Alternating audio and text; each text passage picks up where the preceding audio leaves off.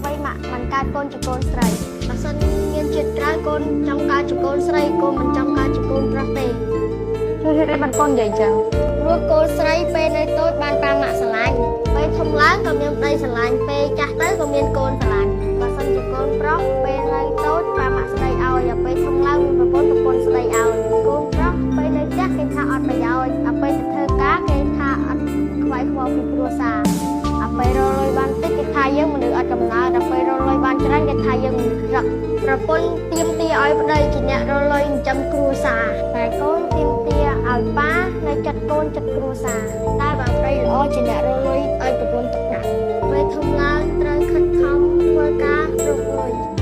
សំខាន់កូនប្រុសត្រូវចេះគិតគូររកលុយឲ្យបានច្រើនបើស្រឡាញ់កូនគេតមានលុយបានគេលើកឲ្យបើយើងអត់លុយស្បៃមកជាមនុស្សប្រុសពិបាកមែនចាំហើយម៉ាក់ត្រូវចេះគិតយល់ឲ្យប៉ាកូនផងចាំហើយម៉ាក់ឯងកុំឆ្លុះប្រកែកជាមួយប៉ាច្រើនពេកម៉ាក់គួរតែបារម្ភពីប៉ាឲ្យបានច្រើនចាំហើយម៉ាក់ឯងទេដាំបាយធ្វើម្ហូបឲ្យឆ្ងាញ់មកប៉ាចិត្តមកធ្វើការឥឡូវហើយចាម៉ាក់ដឹងហើយលោកកូន